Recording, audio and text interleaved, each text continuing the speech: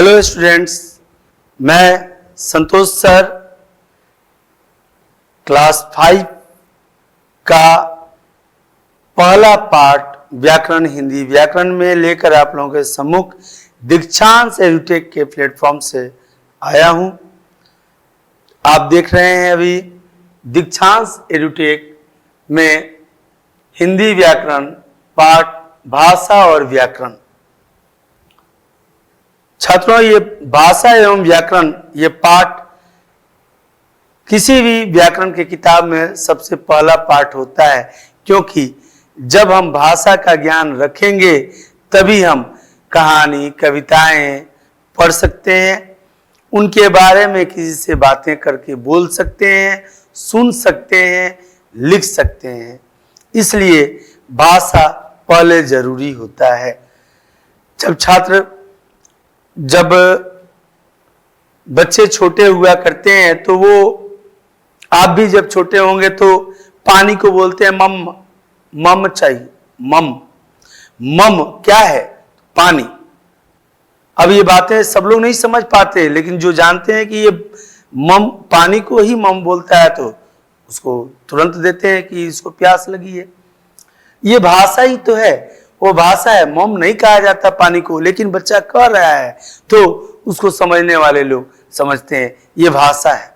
जो समझ जाते हैं सुनकर, वो भी भाषा है। बच्चे तोतले में आवाज में बोलते हैं, हमको कोई गाल खींचा है, मेरा कोई नाक छुआ है। कोई प्यार जताते हैं उनके साथ, तो अंकल या कोई आंटी या मम्मी पापा, तो वो एक दूसरे से बताता है। तो ये सभी क्या है? भाषा है। भाषा और व्याकरण क्या है? तो इसी भाषा को कैसे बोलना है, कैसे लिखना है, कैसे पढ़ना है, इसी बात को समझाने का एक नियम है, एक तरीका है। आइए छात्रों, देखते हैं इस पाठ में हमें क्या क्या सीखना है। अधिगम संप्राप्ति। अधिगम संप्राप्ति अर्थात लर्निंग मटेरियल्स क्या क्या हैं इसमें हमें पढ़ने को। तो पहला है भाषा की परिभाषा। भाषा की परिभाषा, भाषा किसे कहते हैं उसकी परिभाषा। दूसरा है भाषा के प्रकार या भेद। भाषा के कितने प्रकार होते हैं ये पढ़ने हैं। फिर मौखिक भाषा की परिभाषा एवं उदाहरण। मौखिक भाषा की परिभाषा और उदाहरण। फिर उसके बाद एक के बाद एक हम पढ़ते चलेंगे। भाषा की परिभाषा, फिर भाषा के प्रकार या भेद, फिर उसके बाद मौखिक भाषा की परिभाषा और उदाहरण, फिर लिखित भाषा की परिभाषा और उदाहरण। उसके बाद हम पढ़ेंगे व्याकरण की परिभाषा, और फिर व्याकरण की विशेषताएं या महत्व। व्याकरण की क्या क्या विशेषताएं, आखिर क्यों पढ़ें हम व्याकरण, उसकी विशेषताएं क्या क्या हैं। छात्र, भाषा कहानी को कहने से पहले मैं आपको एक कहानी सुनाता हूं। भाषा के बारे में हम जानने से पहले एक कहानी सुनते हैं। उस कहानी के माध्यम से यह स्पष्ट हो जाएगा, क्लियर हो जाएगा दिमाग में कि भाषा है क्या। गीता एक लड़की है जो कानपुर में रहती है। गीता का तो बर्थडे सामने आ गया। अरे वाह, बर्थडे मनाना तो बच्चों के लिए कितनी खुशी की बात होती है। उनके लिए स्पेशली अरेंज किया जाता है एक पार्टी, जिस पार्टी में बच्चे भी आते हैं और बड़े लोग भी आते हैं। अच्छे अच्छे व्यंजन बनाए जाते हैं, बढ़िया कपड़ों में। डॉल जैसी अगर लड़की है तो उसको डॉल जैसी सजाया जाता है, लड़के हैं तो प्रिंस जैसे सजते हैं, और सुंदर सुंदर कपड़े में सज करके बड़ी सी केक को काटते हैं, मोमबत्तियां जलाते हैं, बैलून। अरे क्या मजा। लेकिन गीता के साथ क्या हो रहा है? तो गीता अपने बर्थडे की तैयारी में लगी हुई है तब तक एक चिट्ठी आता है। चिट्ठी उनके दूर के एक अंकल जी हैं, अंकल और आंटी भी आने वाले थे बर्थडे में, परंतु वे नहीं आ पा रहे हैं, उन्हें कोई काम आ गया है। इसलिए उन्होंने चिट्ठी भेजा, पत्र भेजा कि भाई मैं नहीं आ पा रहा हूं, इसलिए तुम नाराज मत होना, और साथ में गिफ्ट भेजा था। ये गिफ्ट जब खोलकर देखी तो इसकी पसंदीदा डॉल थी उस गिफ्ट में। यह देख करके बहुत ही प्रसन्न हुई, खुश हुई। ये मौसी मेरी भेजी हैं, मौसा जी भेजे हैं, लेकिन वो नहीं आए, इसलिए वह थोड़ी मायूस हुई। अब छात्रों, यह भाषा ही तो है खुश होना, मायूस होना, क्योंकि जब वह घर आई थी, जब वह घर में खुशियों से अपने घर को सजा रही थी या सजाने की क्रिया को देख रही थी, अपने हिसाब से अरेंज कर रही थी, तब उसके पास पत्र आया। यह पत्र भी एक भाषा है। उस पत्र में जो लिखा हुआ था वह भी अपने विचारों को व्यक्त किया गया भाषा है। अलग अलग प्रकार हैं इन भाषाओं के। जब वह अपने दोस्तों के साथ बातें कर रही थी, वह बातें भी एक भाषा है, मुंह से बोल करके जिसे लोग सुन रहे थे, वह भी अपने दोस्तों की बातों को सुन रही होगी, वह भी क्या है? भाषा है। आइए भाषा की परिभाषा। भाषा वह साधन है जिसके माध्यम से हम अपने विचारों को बोलकर, सुनकर और लिखकर, पढ़कर एक दूसरे से प्रकट करते हैं। भाषा क्या है? साधन है। साधन, जैसे एक स्थान से दूसरे स्थान तक हमें जाना है। एक सपोज कीजिए कि हमें दिल्ली से मुंबई जाना है, तो कैसे जाएंगे? तो उसके लिए साधन क्या है? साधन ट्रेन है, एरोप्लेन है, बसें हैं, अपनी प्राइवेट गाड़ियां हैं। तो ये साधन हुआ। ठीक इसी तरह से हमें भी किसी को अपने मन के विचारों को कहना है, अपने बातों को जो हमारे अंदर आ रहा है उन बातों को कहना है, शेयर करना है भैया से, दीदी से, मम्मी पापा से, अंकल आंटी से, दादाजी से शेयर करना है अपने विचारों को, अपने बातों को। तो वो क्या है? भाषा है।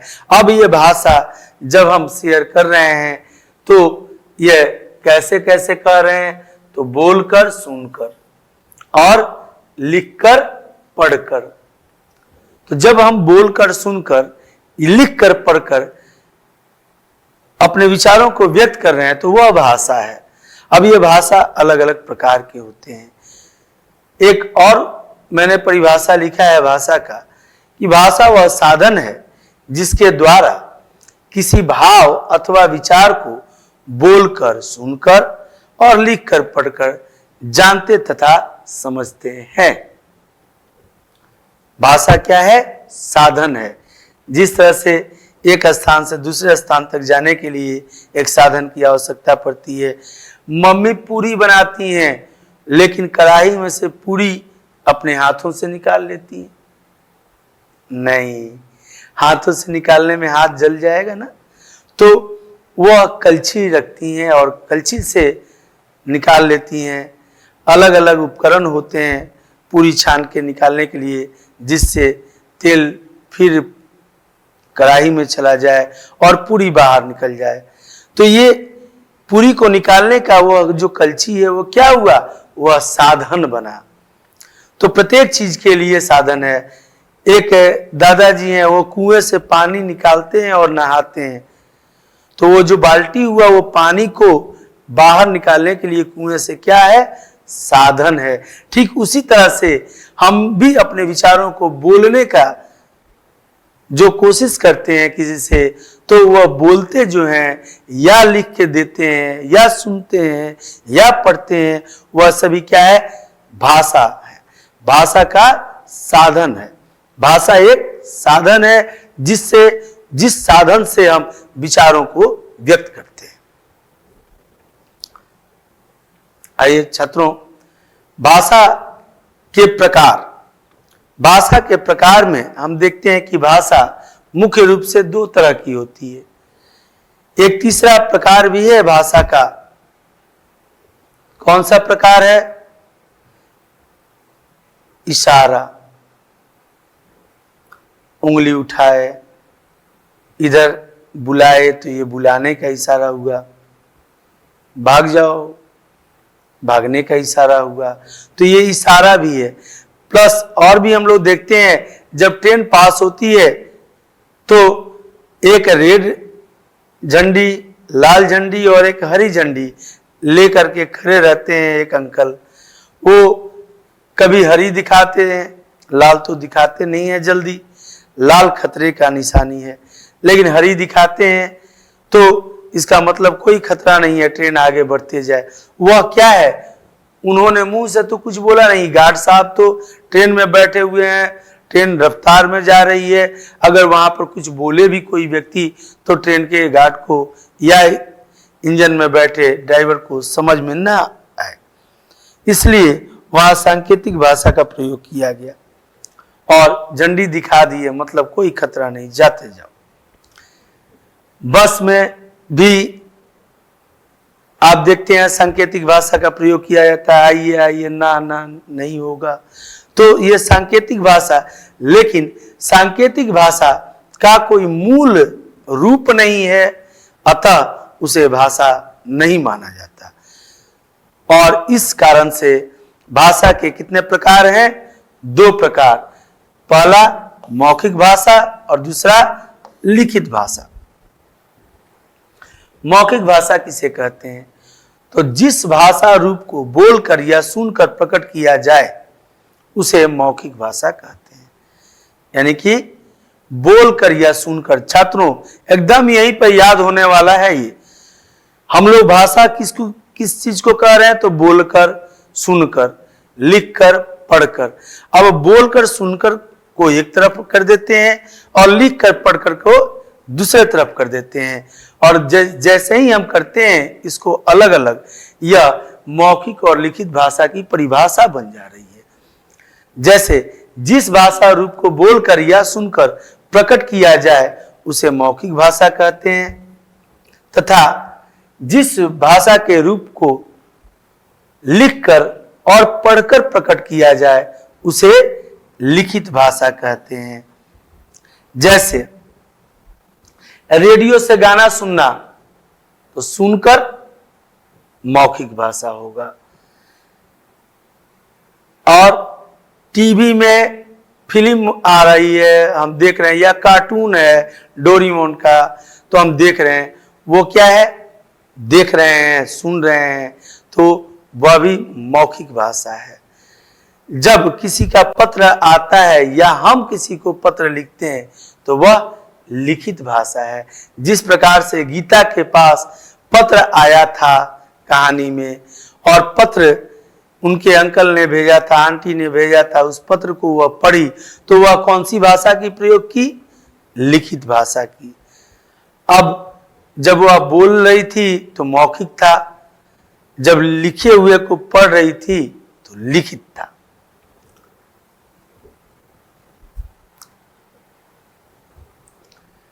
आइए छात्रों, भाषा की विशेषताएं, भाषा के कितने विशेषताएं होती हैं, इन विशेषताओं को हम एक के बाद एक देखेंगे। पहला है, भाषा के प्रयोग से भावों और विचारों को प्रकट किया जाता है। भाषा के प्रयोग से भावों और विचारों को प्रकट किया जाता है।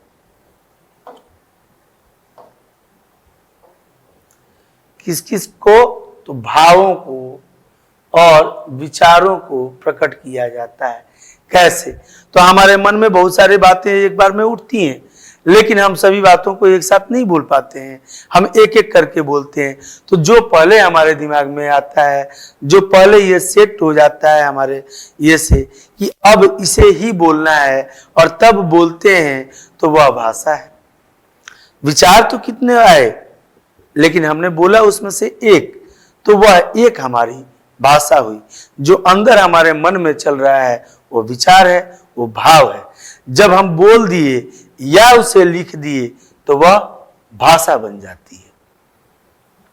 दूसरा है भाषा का व्यवहार बोलकर, सुनकर, अब पढ़कर तथा लिखकर किया जाता है। तीसरा पॉइंट है विश्व के अलग अलग देश में अलग अलग भाषाएं बोली और समझी जाती हैं। विश्व अर्थात दुनिया में कितने देश हैं और अलग अलग देशों में अलग अलग भाषाएं बोली जाती हैं, समझी जाती हैं। अर्थात भाषाओं का गिनती नहीं है, भाषाएं बहुत ही हैं। कई भाषाएं जो मुख्य हैं उन्हें तो हम सूचीबद्ध करके एक कतार में उन्हें लिस्ट बनाकर हम समझ लेते हैं, लेकिन सभी भाषाओं के प्रारूप को समझना इतना आसान नहीं होता, क्योंकि एक दो तो है नहीं, बहुत सारी भाषाएं हैं। जैसे जापान में क्या बोला जाता है? जापानी। चीन में चीनी, रूस में रूसी भाषा है, फ्रांस में फ्रेंच बोली जाती है, इंग्लैंड में अंग्रेजी बोली जाती है और भारत में हिंदी बोली जाती है। हिंदी, गुजराती, पंजाबी, कई भाषाएं भारत में भी बोली जाती हैं। मुख्य जो भाषाएं हैं इन सभी देशों में, जापान में सिर्फ जापानी नहीं, अलग अलग जगहों पर अलग अलग प्रकार से बोली जाती होंगी।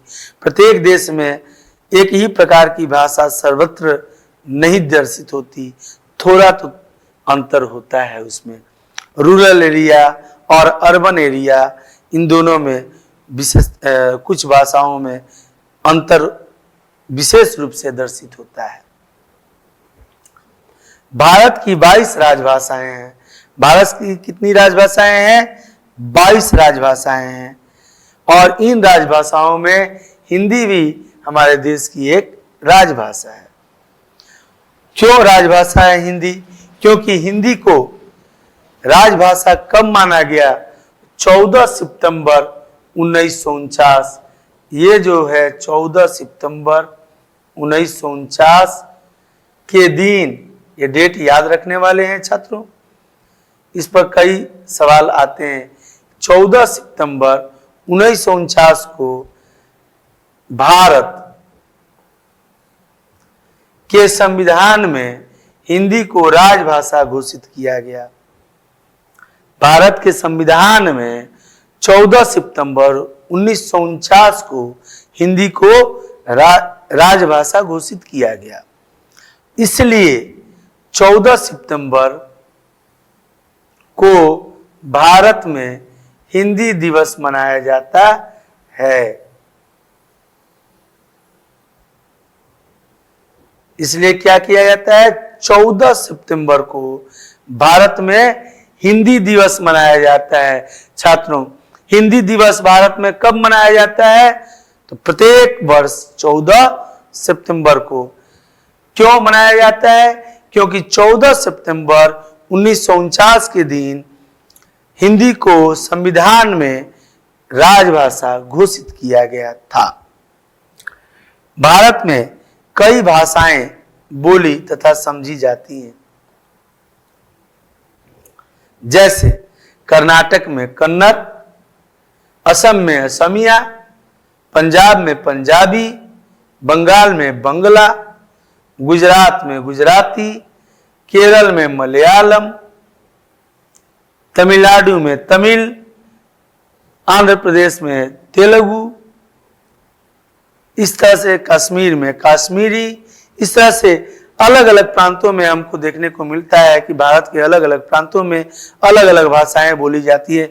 इवन यहाँ तक कि एक ही राज्य में 2, 3, 4 भाषाएं अलग अलग जगहों पर बोली जाती हैं, समझी जाती हैं।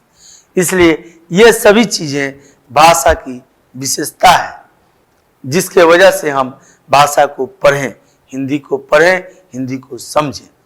क्योंकि भाषा की इतनी विशेषताएं हैं, इससे अलग रह के हम अपना काम नहीं कर सकते। आइए अब आगे हम देखते हैं लिपि। लिपि किसे कहते हैं? तो लिपि, अब मुंह से बोलते हैं तो बोलने में तो हम वर्णों का प्रयोग करते हैं, अक्षरों का प्रयोग करते हैं, शब्द बनाकर बोलते हैं। लेकिन लिखने के लिए एक चिन्ह, मानक स्थापित चिन्ह बनाया गया है व्याकरण सम्मत, व्याकरण के अंतर्गत, जिसे लिपि कहते हैं। भाषा को लिखने के लिए विशेष अक्षर चिन्हों को लिपि कहते हैं। विशेष अक्षर चिन्हों को कौन कौन से विशेष? मान लीजिए हमें लिखना है कबूतर,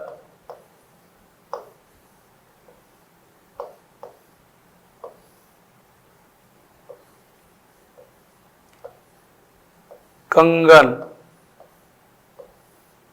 तो ये लिखा जा रहा है, तो यह जो क लिखा गया ग है, तो हम क्यों कहें? क्योंकि इसको एक मानक स्थापित किया गया, व्याकरण सम्मत इसे कहा गया कि यह ग है, यह क है, और सभी लोग इसे इसी हिसाब से पढ़ते हैं।